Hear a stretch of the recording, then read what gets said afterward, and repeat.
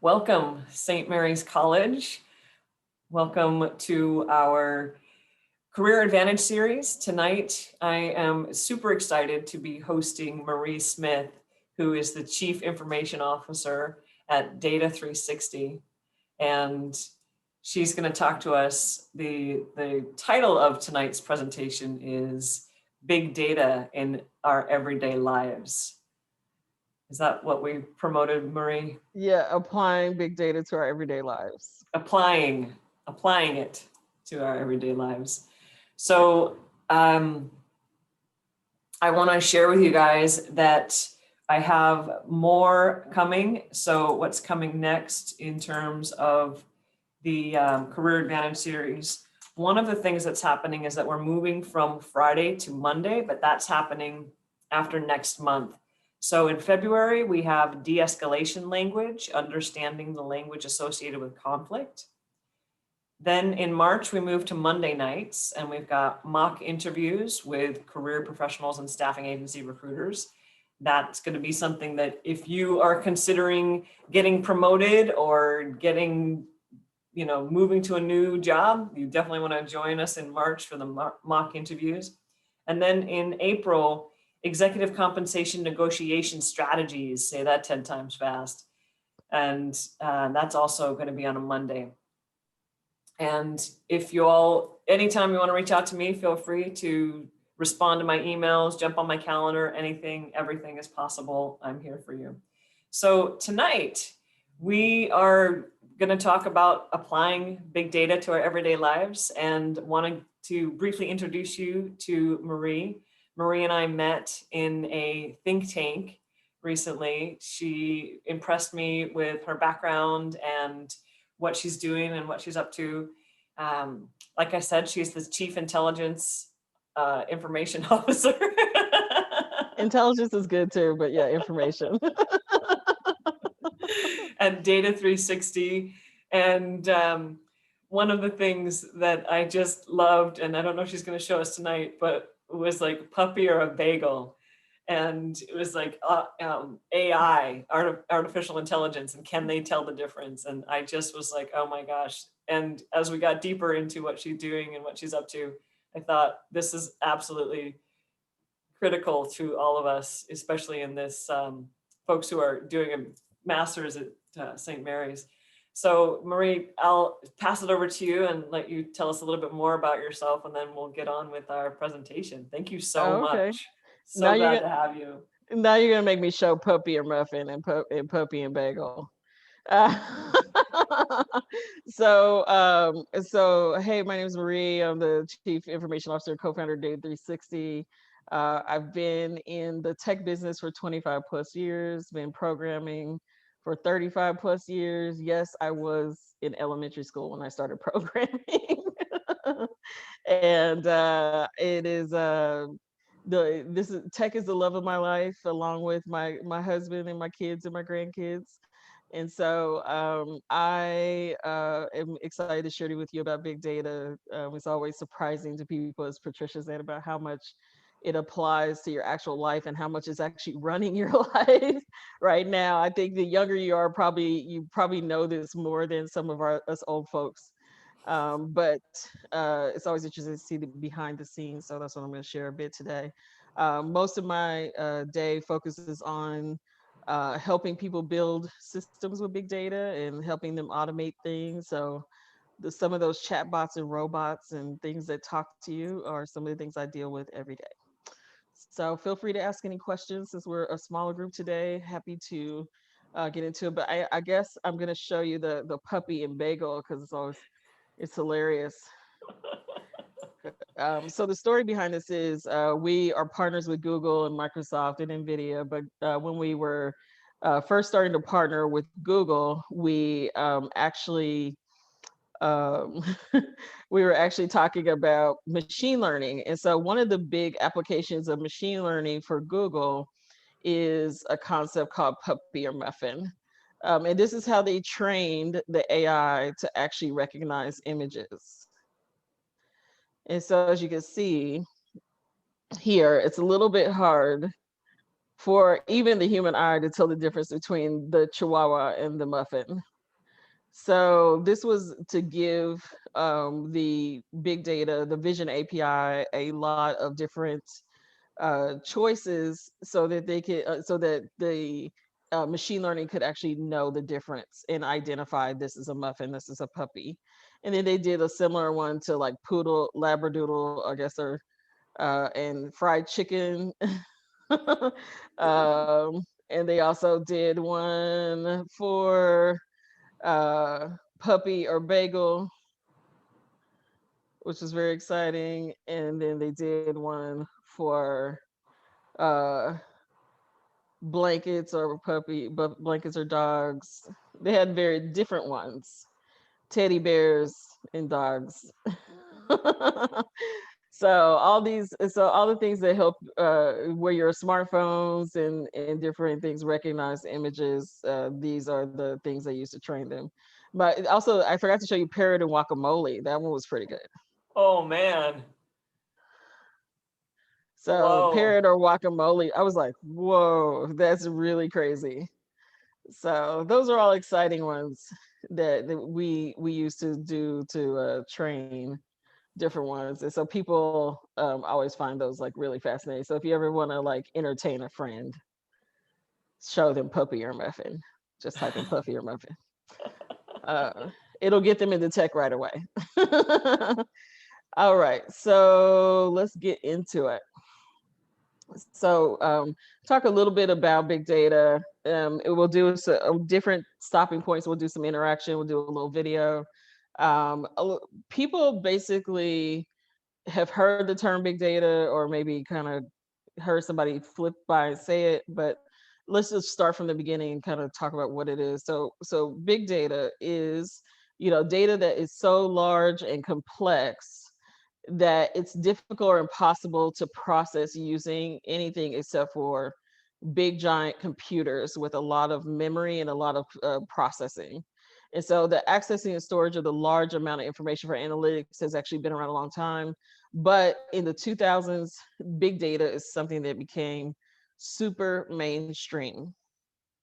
So the first thing we're going to ask you is, which platform do you think has the most data? Instagram, LinkedIn, Facebook, or WhatsApp? The most data per minute.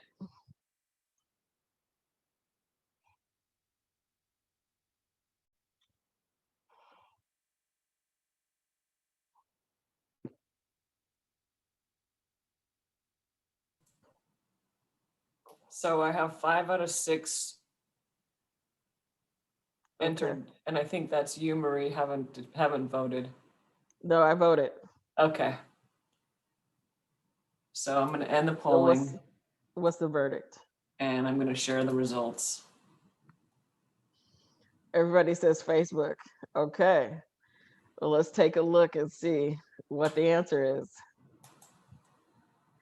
Actually, the answer is WhatsApp, which is, people are always surprised by that, but the reason WhatsApp is the most messages is because of the way that it's structured. So Facebook actually sends 150,000 messages per minute, but WhatsApp sends 41 million plus messages per minute. So that's kind of an amazing statistic. It's actually WhatsApp is actually a more pervasive platform than Facebook. People don't know that. Instagram users post about 347,000 messages per minute, actually double that of Facebook. And LinkedIn only does 69,444 just about jobs, specifically people applying to jobs. So this is actually a graphic that shows all of the things all the big data that's happening per minute. So big data has certain qualities to it, right? One is that it's really big, and two is that it's really fast, and three, that it has a lot of different points, right? So let's get into all the different aspects of why big data is so important. So we talked about the different, that is so big, it's large and fast and complex. You can't use traditional methods. You can access and store a large amount of data, but it has this thing called the 3 V's. So the first V is for volume. It it is organizations collect data from a wide variety of sources, business transactions, so cash registers, any emails back and forth, anything exchanging money, anything exchanging time, smart devices, industrial equipment, videos, social media, and more. And in the past, it was like super expensive to store all this stuff. So not many organizations did it, only the biggest organizations did it. But now, because storage is so cheap, everybody can do it. And because of innovations from companies like Google with Hadoop, that burden's over, right? So there's a lot of infrastructure that Google changed.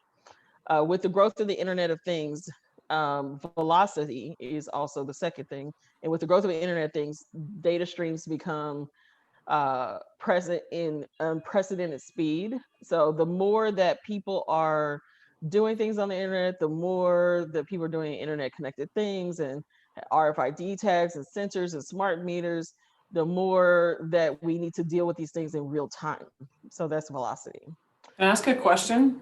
Yes. Just in case, I'm going to just playing to the, just in case. Can you tell us what is the Internet of Things and what is RFID tags? Sure. So the Internet of Things means that there is a internet connection on your refrigerator, in your car, which that is present today, in your furniture, in your blinds, in your oven, all these different things, right? Also in The packaging. internet is in my furniture? Yeah, the internet has, you have a little network card and an internet connection in your furniture. And so there are different reasons for that. So for example, it may be for tracking purposes, like if you're in a commercial setting. It might be because you're renting the furniture from someone. It might be because you need to move it and track the inventory, make sure your movers didn't destroy or steal something. There are lots of reasons why internet things are becoming like super prevalent. For your refrigerator, it's mostly because of like groceries, also for maintenance, for cleanliness or dirtiness, for tracking location. A lot of tracking location things are Internet of Things applications. RFID stands for radio frequency identification. And those are the things that are in the tags in your clothes in the store.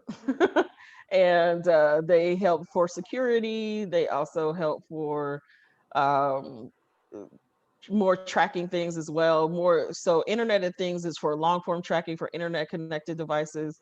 Radio frequency IDs are for tracking short term within 30 feet. So the fast pass you have at Disneyland, Yep. that's an RFID device. The fast pass, the mobile speed pass you have for your gas card, if you've ever used that thing. Is that thing still around? I don't know. I don't know. I never pump gas, so but I really don't. I don't pump gas ever. But they had that mobile speed pass thing, or they have all those things with like wands and different devices where you just like swipe over something. Those are RFID tags. So those are helpful for very short form, like I said, under 30 feet applications where you need to swipe something.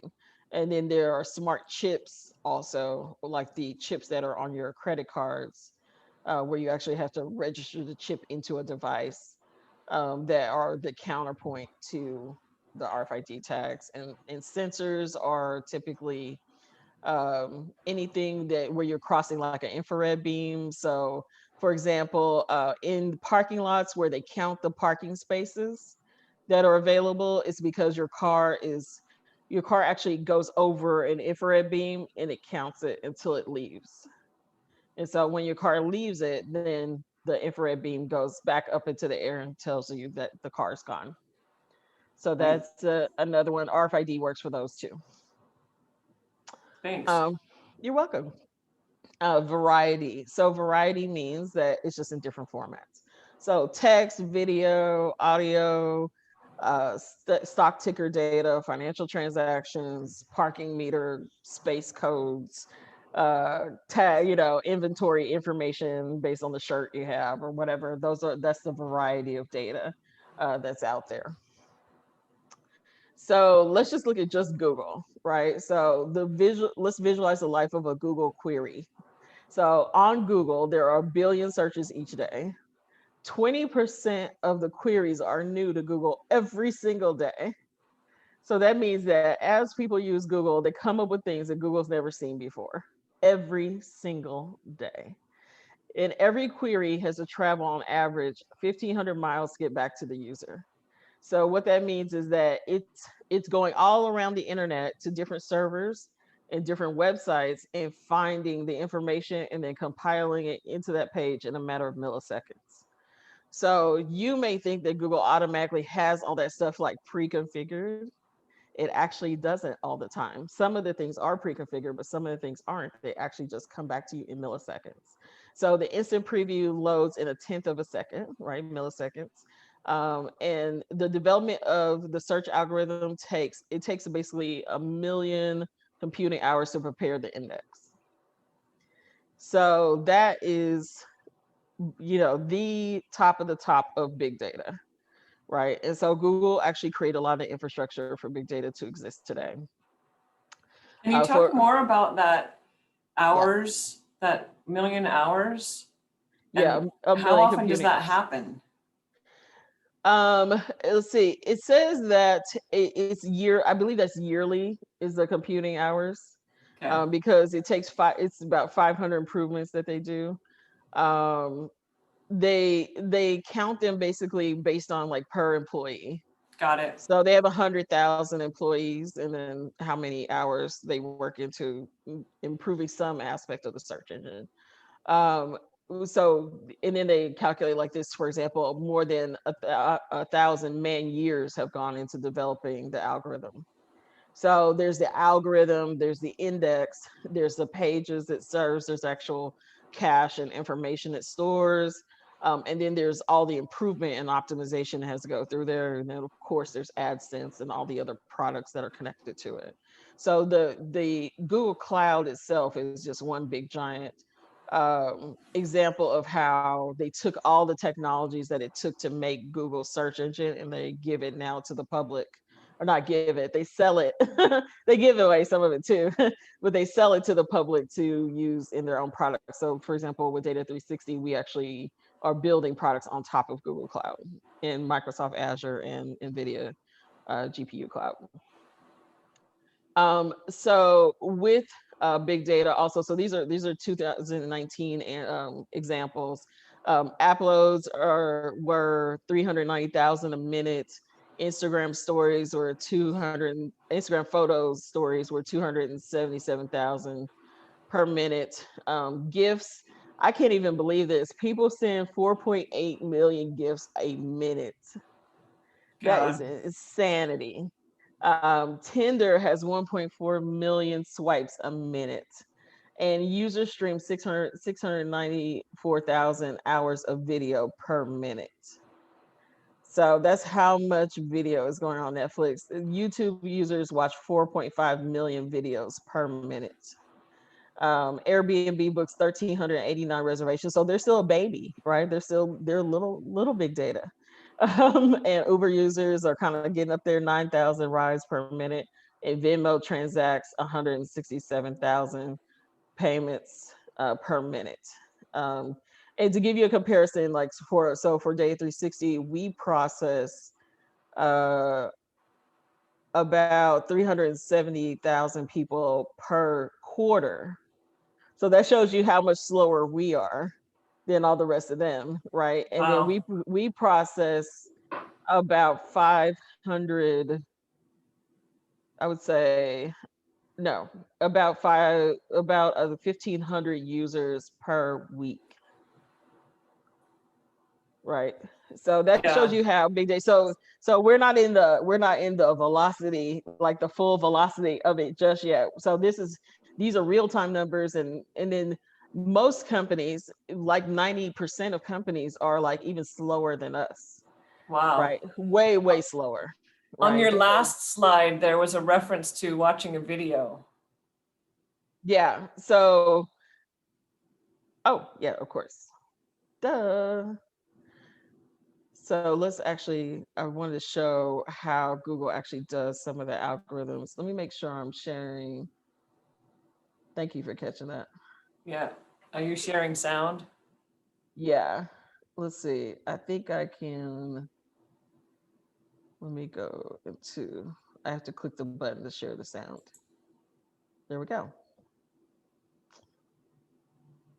And then we have a question from one of our participants. Are these global numbers? Yes, these are global numbers.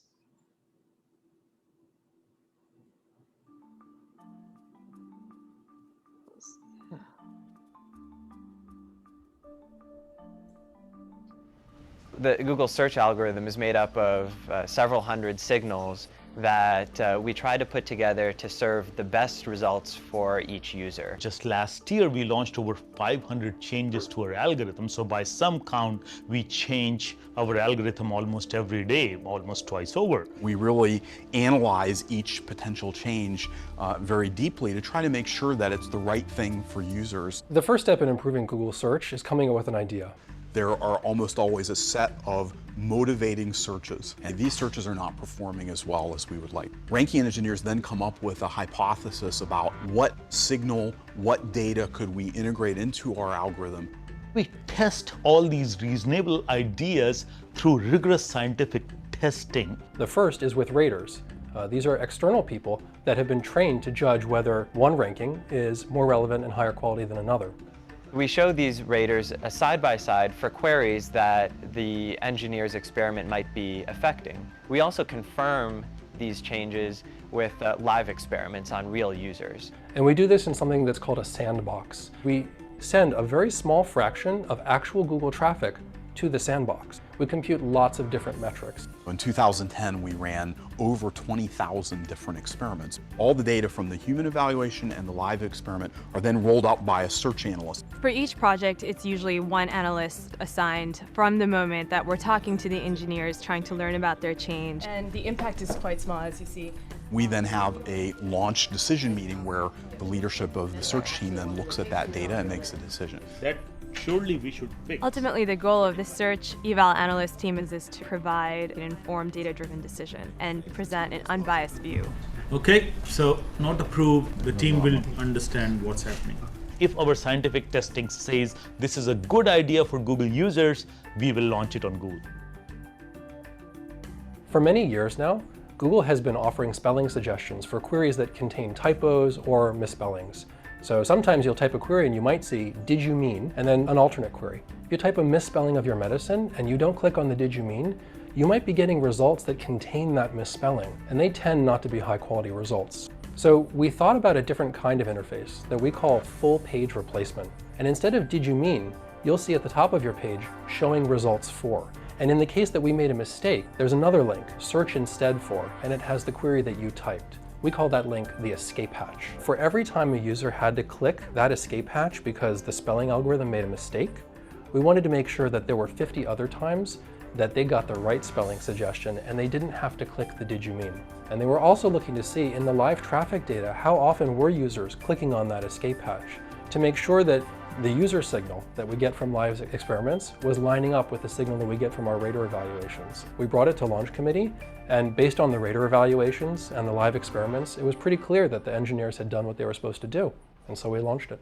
When you align Google's interests with users' interests as we have aligned, good things happen. We've put a huge investment into understanding what works for users. Is this change going to help users not only in the United States or in English, but all over the world? I think we get excited when we feel like we've hit on an idea that really helps a lot of users. Users keep coming back to Google even though they have a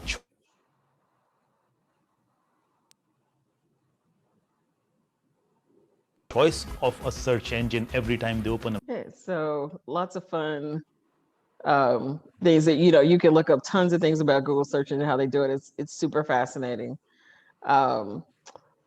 With big data, we talked about all the different examples, and then the coolest thing that's happening now is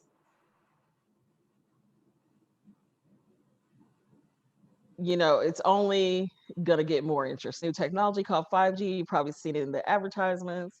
That's What is it called? A gonna new make big data technology? way bigger. What's the new And then technology called?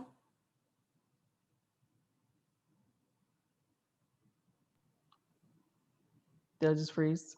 Yeah, you just froze. What was the new technology called? Can you? You talked about a new technology. Did I freeze? Oh, now we're back. What did you just say, Patricia? I'm sorry. You mentioned a new technology. What's it called? 5G, which 5G. is, yeah, so you probably hear about that, like T-Mobile's been doing a ton of advertising.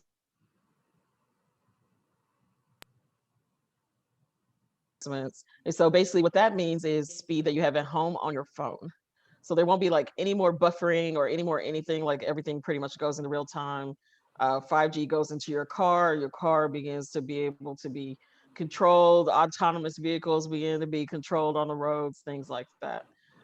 Drones and all that fun stuff. So by 2025, they say that there'll be about 163 of data, which is kind of hard to imagine, right? But I remember back when I was holding my hand 10 megabytes, and 10 megabytes happens in less than 100th of a millisecond now. So, you know, it's going to get interesting.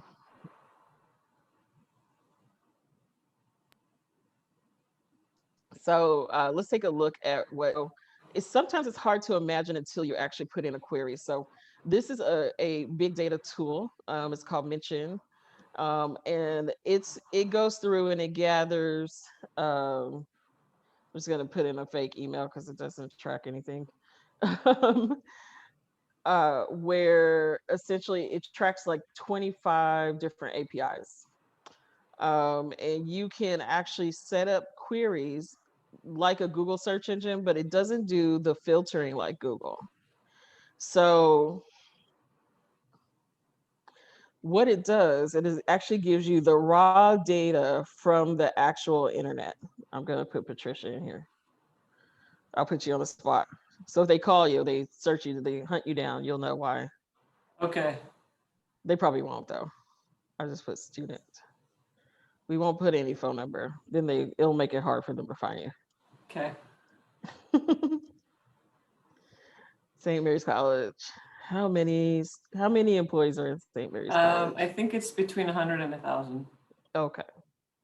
No, you're not an agency. We're gonna put education. And what brought you here? Let's just put online media monitoring. And let's go enterprise. Why not? It's free for 14 days and there's no credit card. So that's cool. Okay. So what do you want to monitor? So what do we want to search about? It doesn't have to be a brand. We can pick anything. Ice cream, alligators, purple cats. I'm going to ask one of you guys to unmute and come up with a search. And I'm going to just pick on. We can do more than one too. Helen. So like a brand, like any. You can pick anything. You can pick any term. It doesn't even have to be a brand. You can pick any general term. I'm looking for compact toaster ovens. So you want toaster oven or compact toaster oven? Well, the smallest toaster oven that can fit on my let me just put toaster oven, because then we won't narrow ourselves too far, but we'll just put toaster oven. See, and then you can see there's different sites. It's asking you, do you want to search for different sites and things like that, but we'll just look at different ones. So you can tell us what toaster oven is. It's a product. See, it's trying to learn right away. Nope, we're not going to tell you about us.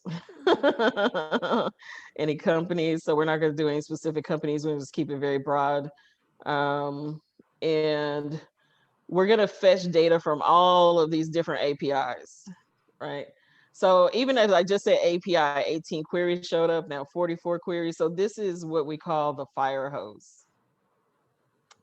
So what we're seeing here is everything anything on the internet that's being published that says toaster oven on it happening right now. And we could actually search. We can look at anything that it presents in this particular tool. There's a viewer. Let me move this up. We can mark things, and then we can also export things. But you see, as we're talking, it's just streaming through the entire internet and finding things about toaster ovens. So let's look and see, has it found any blogs yet? No, no blogs, not yet. Let's see, what about Instagram? Not Instagram. Let's look at video. I think I saw some videos pop through. So right here, it does a lot more than what Google would do, right? It's actually going through the actual descriptions, not just what it thinks you mean, but this is pulling in raw data. Looks like there's a Costaway, 7-in-1 convection oven with the air fry, bake, broil, toast, dehydrate, pizza, and warm function. There's 7-in-1. There's a 9-in-1. I'm fascinated by these devices, by the way. I just started buying them because of the pandemic. I'm bored now and I want to make new food. What it does is pulling in all these different sources, and then you'll be able to see kind of what is the market like about for these particular items. So say you actually ran a business about toaster ovens and you wanted to know what's happening and sort of who's running the conversation. This tool actually will show you kind of like who's influencing the conversation, what their reach is, and kind of what their interests are. Are they a core toaster oven influencer? Are they doing some other kind of influence or whatever? So for example, this person, Virginia Willis, if you were running a toaster oven business, you might want to contact, because her primary business is blogging and cookbooks, versus you may not want to contact Chris Albon because his primary interest is in artificial intelligence. So his tweet about toaster ovens is you're a little freaked out by this.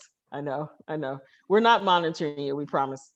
The guy about artificial intelligence, like, you probably don't want to talk to him because like artificial intelligence and toaster ovens is not necessarily related, but like it's probably a fluke that he just started talking about toaster ovens.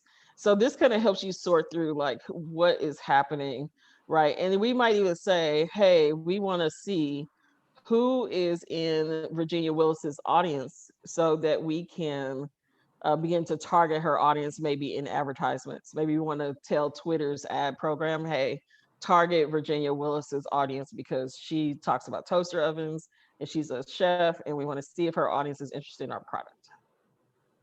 So that's how people use big data. And then you can also look at other types of influencers. So you can look at them across the web as well. Let's see if it populated. So you can see here, there are a lot of discount sites around toaster ovens. So if you're a company looking to post your coupons, you can figure out where to post your coupons or where to get reviews and things like that. You can figure out what kind of reach you have with each company, and you can figure out how to get in contact with them because all of the information pops up on the particular browser here. And then you can see, okay, what other things do they talk about on this site? Let me see if I can make a marketing plan around working with them. And then you could also see where they posted about toaster ovens, very particularly. I forgot to show that part.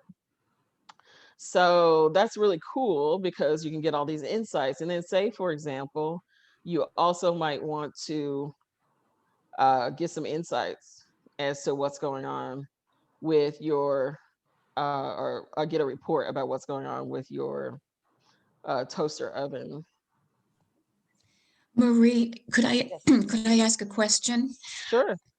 Could and I'm asking this because I am looking for a toaster oven that will fit on my counter, and so could I put in highly rated toaster ovens of a certain, no larger than, and then put in the dimensions and for sale?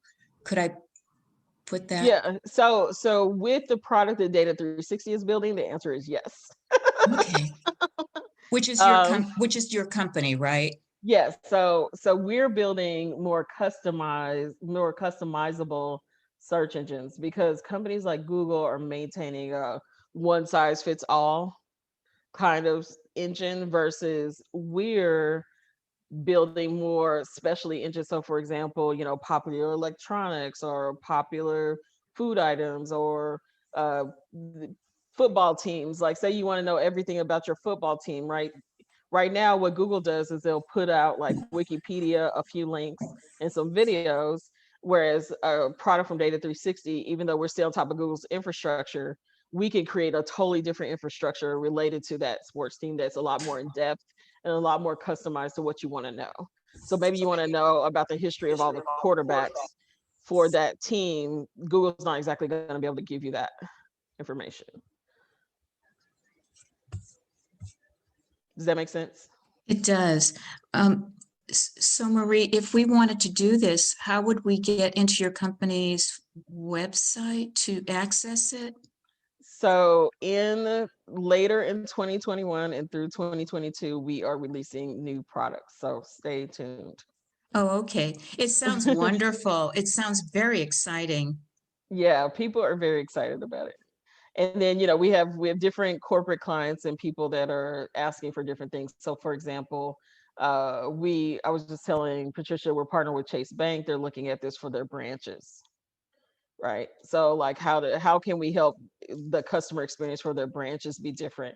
People don't know, like, for example, if you go into a branch and you have a business, people don't know what kind of programs Chase offers. You have to ask a banker, and then the banker tells you, and you take notes, and then you hopefully figure out whether that program is right for you.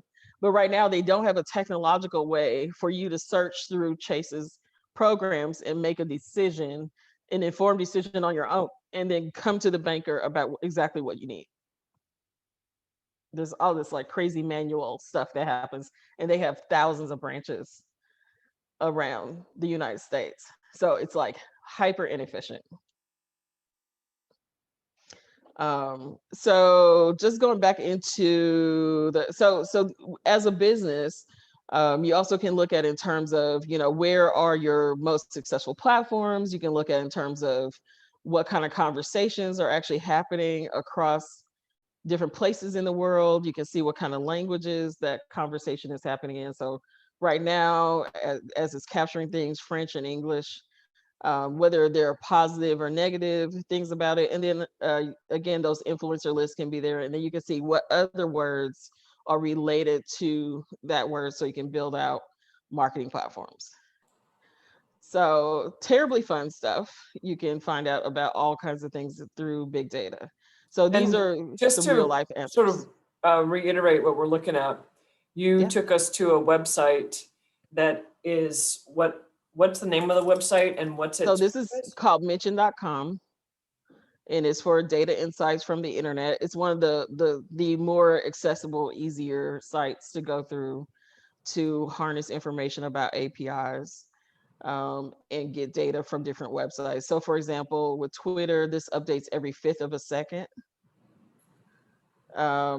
With Facebook, I think it only updates like once a day. With YouTube, it operates every 30 seconds or something. So each one of these updates over time. So you see, as we've been talking, 1,845 sites have been logged just since we've been talking. And so that's where they talk about that velocity, right? It's like just constantly coming and drip, drip, drip, drip, drip, drip, drip, drip, drip all over the place. That's incredible. Yeah. So this is actually, this is actually an older site. The site is almost 10 years old. But basically it's one of the cooler sites where you can actually begin to see, the dynamics of what's happening on the web. And then you can, respond to it. You can publish things. You can do all these fun things with this data. You can post reports about it. You can give insights to your customers or your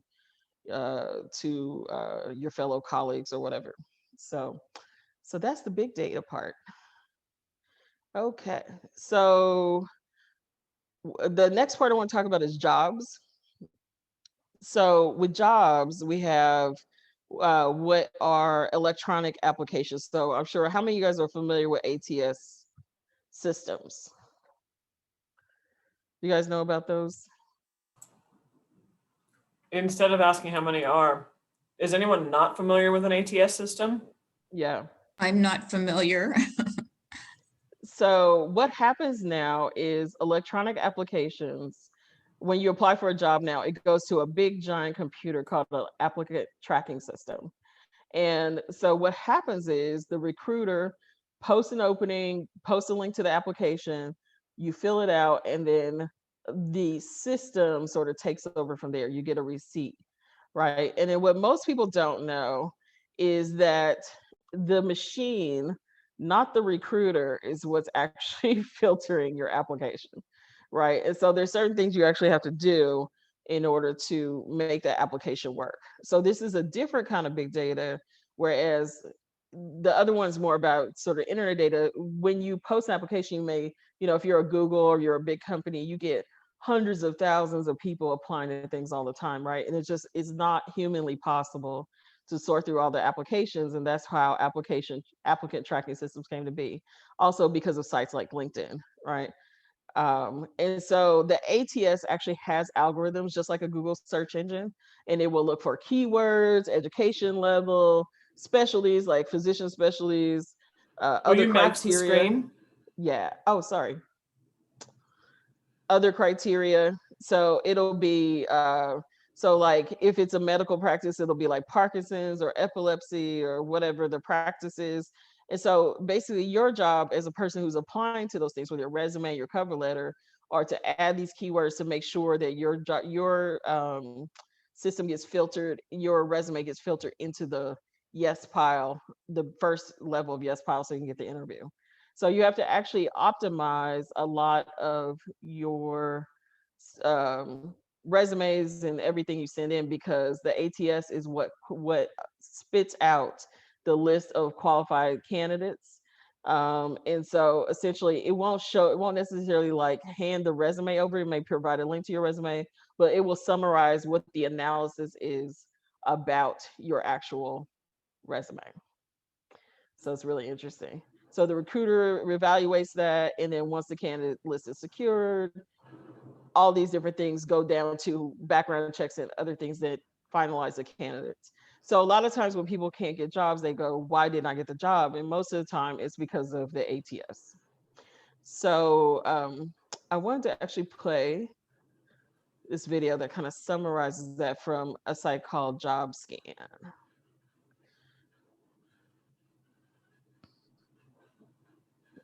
I know every time I think I share, oh, now it's clicked, share my sound is clicked, okay. Online listings make applying for jobs easier than ever. So why aren't you getting a response from employers? Easy applications means more applicants, which means more competition. Leading companies use automated software tools called applicant tracking systems, or ATS, that weed out many resumes before they even reach a real person. So how do you cut through the noise? With JobScan. JobScan uses artificial intelligence to get your resume past the filters. We've reverse engineered their systems to create an intelligent tool that provides proprietary insights to optimize your resume at a much deeper level, so you can tailor your resume for each job based on precise keywords and skills most valued by the company. JobScan can even optimize your LinkedIn profile so company recruiters find you before you even know they're looking for your skill set. Let JobScan maximize your chances with every application. Register for your free account and run your first scan today.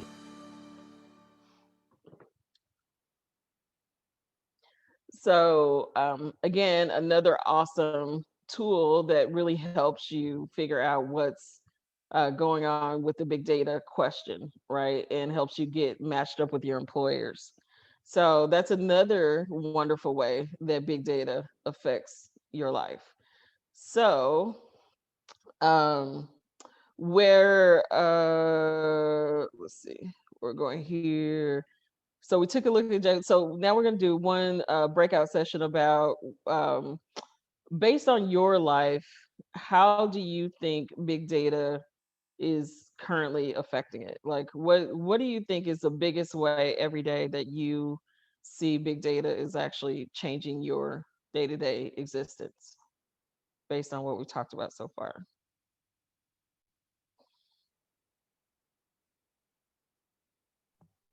So Patricia, are we ready for that breakout session? Yep, I am recreating, and there are 7 participants in today. So I am going to assign automatically 2 people per room. So I'm going to make 3 rooms, and it looks like we may have to make 1 room with 3 instead of, so let me just move. All right, so I'm going to go ahead and open all the rooms and give you guys, how much time, Marie? What do you think? Between 3 people, maybe 10, 15 minutes? 10 minutes? Let's do 10 minutes. Okay. So I'm going to click on the options. We are going to, the rooms are going to automatically close after 10 minutes, and you're going to get a countdown at 30 seconds. So you'll have 30 seconds, folks, to wrap it up. And I'm opening all the rooms now.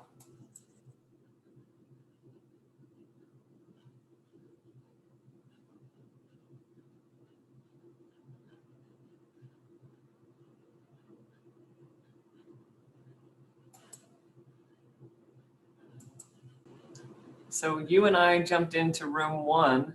Nice. And I'm going to go ahead and pause the recording. Coming back from the breakout rooms, we are back. So Marie and I had a good share around how big data is impacting our life. We talked about how, well, not impacting our lives in particular, specifically us, but how some of the, we'll just call them combatants on Capitol Hill, were stupid enough to do Facebook Live videos of themselves while they were there. And how that's big data. That is big data, because they got over 100,000 pieces of evidence. Got filtered to the FBI, so they're having a grand old time with their own search engine, doing face matching and voice matching and database searches and all that fun stuff. That's all big data stuff. And then all the pieces of data related to those people and people they know and the people that they know. So yes, don't try an insurrection in 2021. That's bad. That's so a let's bad hear thing. from some of y'all. What did you guys talk about? Camille. Yeah, so Christopher and I talked about, well, we actually talked about how neither one of us are big social media users, but we did sort of, talk about how, well, a couple things, how it can become sort of dangerous, if you will, if you're Google searching on something, and maybe, all of a sudden you're on YouTube and then you're getting recommendations based upon whatever that search was. Also how, it could create sort of a bubble for you because, if you like something, it's pushing more of what you like.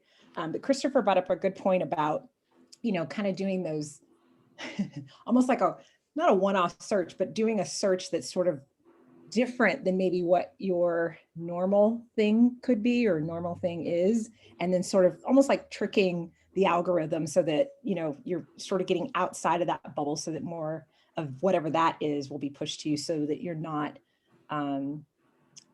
creating such a siloed environment. Echo chamber of Yeah. give me what I want. Yeah. That's really interesting.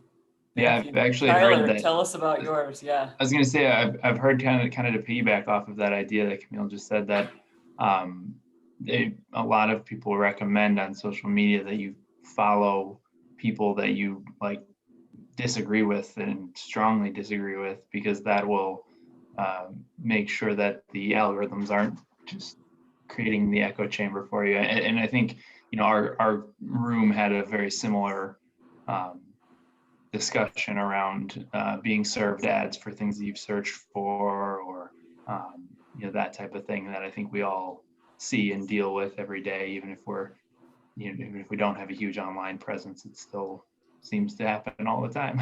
Yeah, I bought a pair of I bought these glasses, blue blockers, on Amazon, and now all my ads are like selling me this stuff I already bought. Yeah, you can do a setting where you say, I already bought this, Dan. Where can you show us how to do that? You can actually turn it off. I do that. I optimize my stalking, my internet stalking on a regular basis. Because sometimes I'm like, dang it, stop showing me that. I'm not interested, or I already did it, or I've seen it. So there's actually a button you can hit, seen this too many times. Some key buttons. Anybody else want to share before we go on to the next part?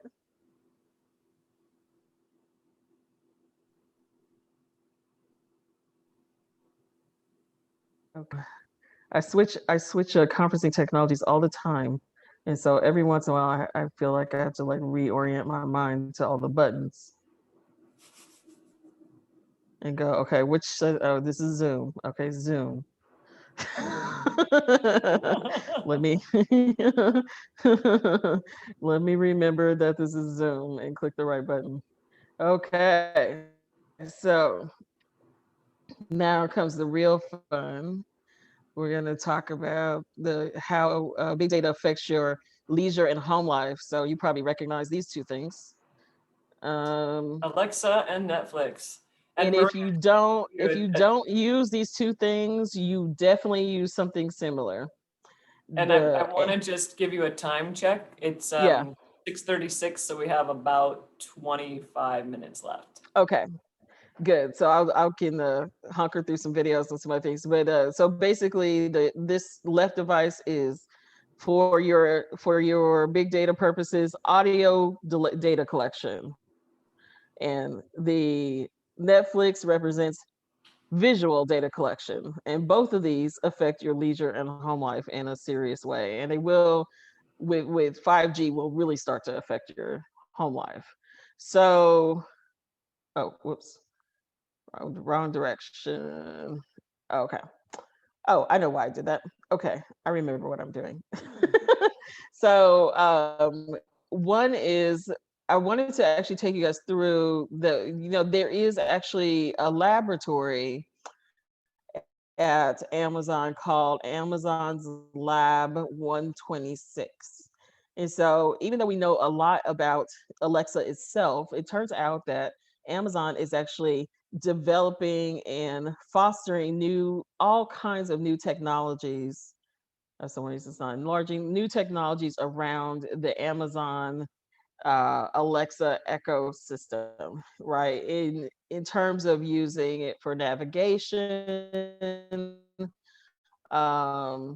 actually using it for experiments. So all of this, there's an audio sort of assistance. Am I frozen or am I good? I'm good, okay. So there are a number of actual devices and technologies that the Amazon Echo universe, see, there's one of those advertisements, that have been fostered by the audio technology. So it's not just Alexa. There's actually tons and tons and tons of devices, which I'll send you guys a link for this particular art of audio devices now that are out there as a result of audio data collection, right? So everything from different kind of lighting devices to little robots to remote controls. And again, we talked about kiosks and smart fridges and things like that. So these are all Amazon compatible devices. So Sonos has one called Sonos One. You have speakerings, Fabric Forest. There's one called the UFI. And so there's just tons and tons of alarm clocks and all kinds of things that are actually there for your home life. So a lot of people have, you just this past Christmas, bought a lot of these random gadgets, including, the remotes and all that fun stuff. And so Amazon now is actually, they have what's called the Alexa Fund. And so if you're actually inventing anything related to smart cameras or sensors or anything like that, skills, they actually have a $200 million fund that is there to help you with your inventions. And they actually have different contests and pitches and all that fun stuff. So you can build Alexa devices and do all these different things. So this is actually a little short video that shows how this came to be. I put a dot in my bathroom. Then the next thing you know, I'm asking it, just a simple. There we go. How did I get? Stuff. What type of this city? And it just started to get so comfortable that you started wanting more and more and more from it. And you realize that a voice interface isn't something that's foreign or new to be adopted. It's just a much more efficient, time-saving opportunity. And once that sunk in, all the doors opened for me and it became obvious. My son's name is Jacob, and my daughters are Alyssa and Alexis.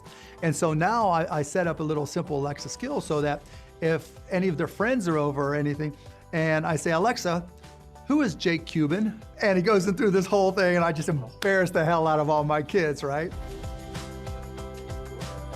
I mean, we've all been in the situation, we're all heavy users, voice activation users, been where you're somewhere and you start to say Alexa, and you realize there's no devices around, and then you've got to pull out your phone and do something else. When that's more ingrained in people's mindsets and approach to life, if you're not there as an agency marketing, as a content provider, as a brand selling products, you're at a huge disadvantage.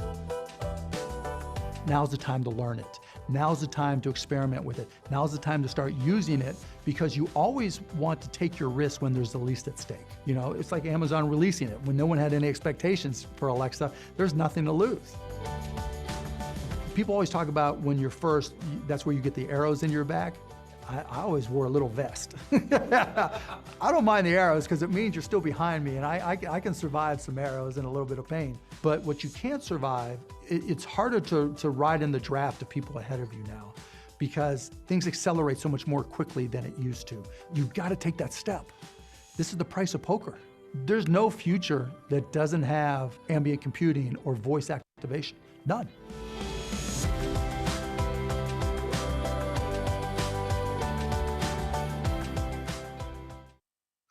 So pretty big endorsement there. So the point is, in terms of careers in big data, this is sort of the next frontier. And you can see that, and none of these things require being a programmer. All of these things apply to every field. So whatever field you happen to be in, they apply. So whether it's healthcare, retail, or construction, or anything. There's probably either an Alexa skill that's already built for it, or somebody thinking about how to build it, or some similar skill to Google Assistant or some other device like that. So definitely recommend you guys sign up for the support for the skills newsletter and all that fun stuff. And then they also have tons of contests and funding things and whatever. So it's a huge way, I know we're talking about leisure, it affects your leisure life, but it also affects your job life for leisure, right? So, as you think about life in general, Amazon Alexa is definitely one of those things that is amazing. And there's a whole ecosystem around it that you guys can check out. And then the last part I want to talk about is a little bit about big data, between how it differs between Netflix and Google. So let's see if we can get this clip to play here. And Facebook. So it's funny, big data has been kind of a cliche in Silicon Valley for the last few years. Big data this, big data that. Big data is really one big mountain of garbage with little gems buried in this, tremendous trash heap. And you want to find those gems. You really want to find out what's going to make the experience better. So there are a lot of sophisticated machine learning algorithms that Netflix and other companies deploy to really figure out what are the gems that are going to make a better experience and what's the rubbish that you want to separate out and push to the side. Once you find those gems, what it does is it doesn't make it a more alienated, less, more machine experience. It actually makes it a more personal experience. It becomes much more about the individual member. When I first got to Netflix, we were looking at other companies that were doing personalization and leveraging the kinds of data they could learn from. And one company that obviously wasn't competitive with Netflix was also doing some interesting things was Pandora, the music company. And Netflix is in Silicon Valley, and they're up in Oakland, not too far away, and we're down in the South Bay. So we went up and we had a meeting, a little powwow, this many years ago, with Pandora. And they were really small then, and Netflix was much smaller, and we were just comparing notes. What was interesting about Pandora is Pandora had the Music Genome Project, where they were tearing apart and deconstructing lots of music on all these different dimensions and trying to really understand the music. And I remember back in these days, and this is like 10 years ago, they had their walls lined with CDs all over. And they had a whole line of people in this cramped office with headphones on, and they were listening to music with this big spreadsheets open and tagging everything about it. At that time at Netflix, we were all about rating our titles on a 1 to 5 star system. And we were very much using a lot of algorithms around the behaviors of what users were doing, and based on a lot of clustering techniques. We weren't really deconstructing the titles yet. We would get to that soon after. They weren't really deploying a lot of the collaborative filtering models that we were using on our algorithms. So we compared notes, and we influenced each other, and we only met a couple of times with them, and we were paying attention to what other companies were doing in terms of personalization.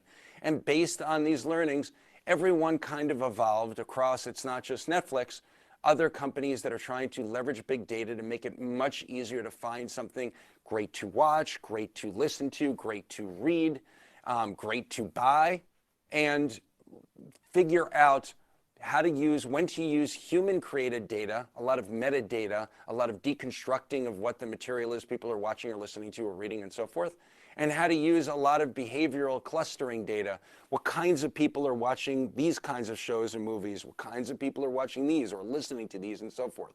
So it wasn't just Netflix, it's just we are very monomaniacally focused at Netflix, and we really want to create great content, and we want to get that great content to the right people at the right time. And so that's why we're using the data. Let me throw in one more thing. There are a lot of great companies deploying a lot of interesting techniques, not only in Northern California, but around the world. And so right up the road from Netflix, you have companies like Google and Facebook, and they can be great partners for Netflix at times. And there are brilliant people working there, but I don't envy their jobs, because their jobs are different than what myself and my team have to do. When we have all this data, we have one purpose for this data, and that's to make each individual member's experience better. There are no advertisers, we're only subscription. And in the subscription model, you use everything you can, and you're basically on your knees and you're saying, please stay with Netflix. Stay another month. It's a great experience. There's lots of great stuff to watch. Here's another great TV show or movie.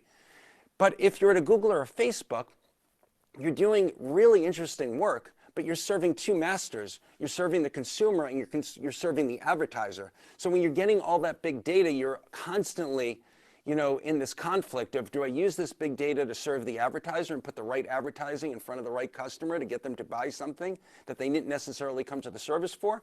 Or am I serving the customer, showing them the right thing in their news feed, showing them the perfect search result and so forth? So they're very, they're incredible tools in the modern age, whether I'm using Google search or using the Facebook news feed. But once again, they're even in a more perplexing challenge. We just use the data to serve each individual member. So Netflix is actually a really interesting one because, as we're talking about the one master versus two masters, but also because it's really focused on visual stimulation.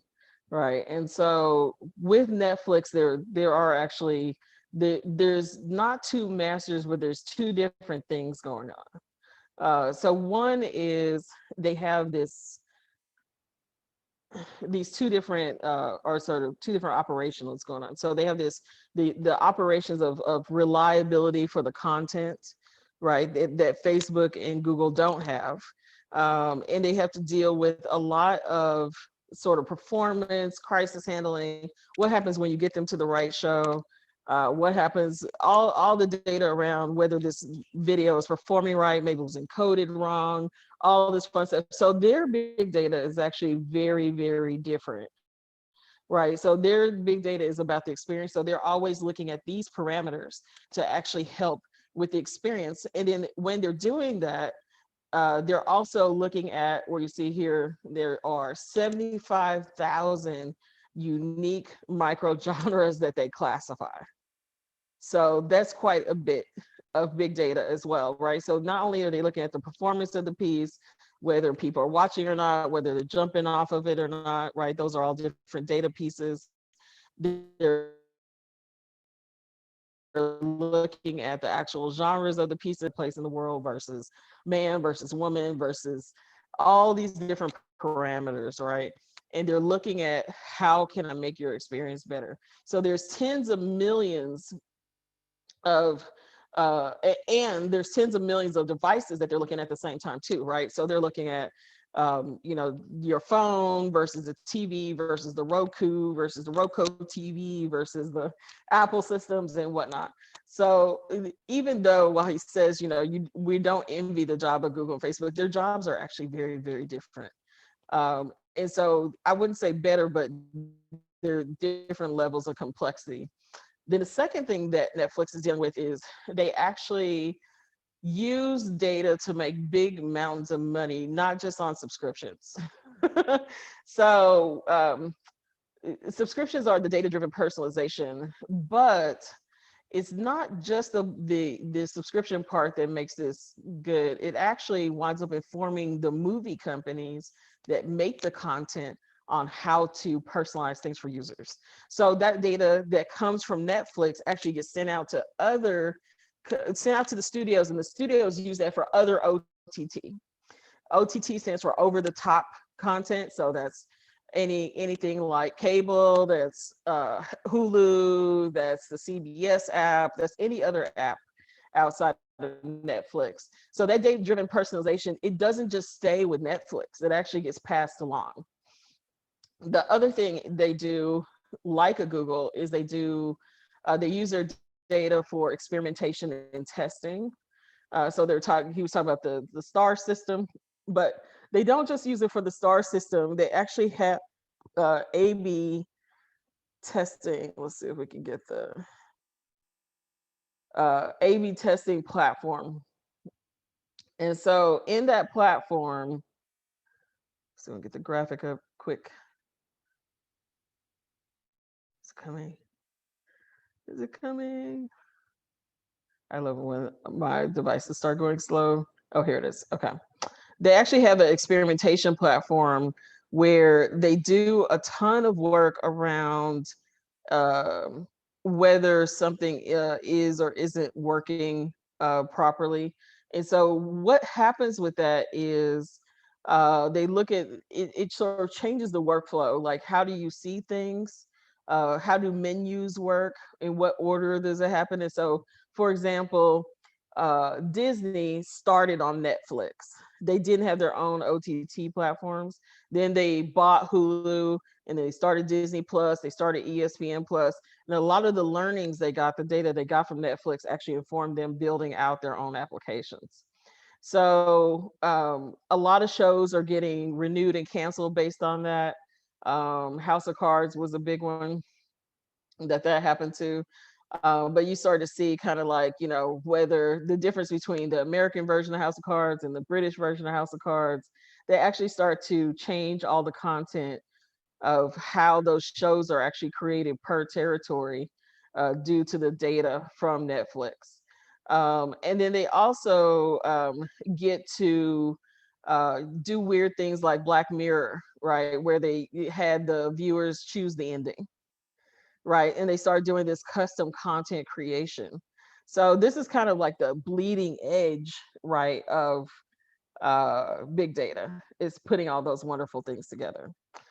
So that's about it for now. I think, we're coming close on time, so I don't want to run over, but any questions or thoughts about today's Grandfather's Day, by the way? Any thoughts about big data or any questions? Yeah, this is just a comment, something I've been thinking about in the last, a few minutes of you speaking and showing us this stuff is, it seems like like in the 20th century, marketing was more fixated on demographics, maybe because they're easier to stratify and identify and segment. But it seems like with this sort of algorithms that are being developed these days, it's easier for companies to focus more on psychographics.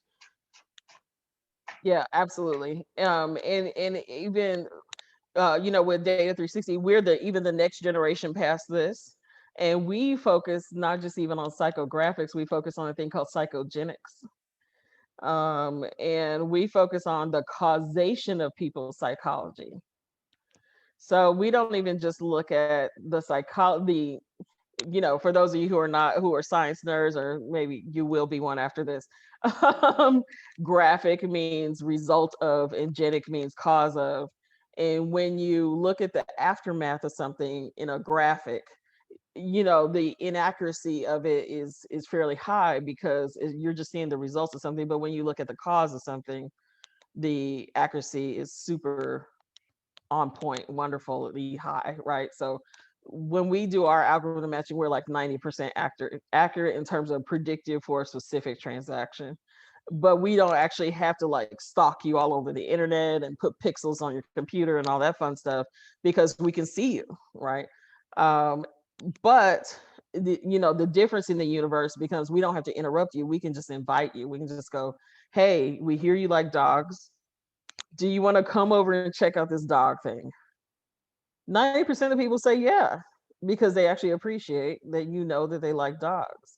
Versus the other model is more of an interrupt, stalking, interrupt, I call it the stalker model, right? Spray and pray. So basically you just go, hey, by the way, I have this product, you clicked on it, right? Which is a much less desirable universe than, hey, you like dogs? Cool. I see you walking the dog. Just asking, no worry, you can opt in or opt out, but do you like dogs? It's a much better approach. So it's kind of the universe we're going into now with our company, with the same partners, right? Same infrastructure, but just used in a much more friendlier, benign way, right? And then if you don't, the law says now, if you don't want us to keep the information, we have to delete it. So that's the nice part about the next wave. Any other questions or thoughts before we wrap it up? Marie, I was wondering, this was terrific, and Patricia, thank you so much for putting this on. It was outstanding. My husband, who's also a graduate of the MBA program at St. Mary's, wasn't able to attend. Will this be available? I see that it was recorded. Will it be available to view? The short answer is yes. Oh, great. So we'll just look for it, look for communiques from the Alumni Association, or maybe on the website? The long answer is shoot me an email. Oh, okay. Patricia, what is your email address? I'm just typing it in now. Oh, in the chat. Okay, let me look. Oh, great. PVA1. You got it. So just copy that. PVA1 at... yeah, you got it. And it will probably take a few days to get that to where it's shareable. So give me a minute. Okay. Look at all these doodles from Poland. Who knew? Yeah, I was looking at the same thing. The Grandfather's Day, I didn't get it when I did a search for it. So then I had to search for it and found that it's actually in Poland. And so it made me think, are you using some sort of a Polish VPN over there? No, it was because what I did was I said, where does this doodle come from? And it had said Poland right there. And I looked, but I guess I can look at other countries. It looks like you can click on other countries and sort of see what's going on. But this day in history, they have many other things on this day as well, which is interesting. I love these things. I never had time to look at them, but they do so much work on these doodles. They have a whole doodle team. Okay, any other questions? Marie, I wanted to ask you if how we can follow your company and its progress. It sounds great, the things that you're working on. Thank you. Social media. We are really great at posting everything on social media. We're on every platform. So we follow Data 360. We just follow Data 360. Yeah, so if you look up, I'll actually, let me post in the chat. So on Twitter, we're under Data 360 Me.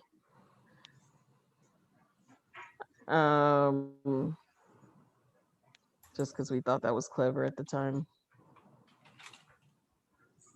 Let me see if I can find, oh, there's the chat. Okay.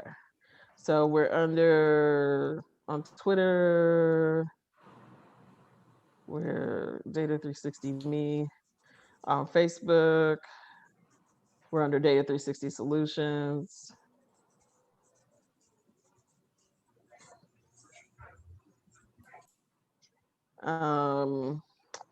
Actually,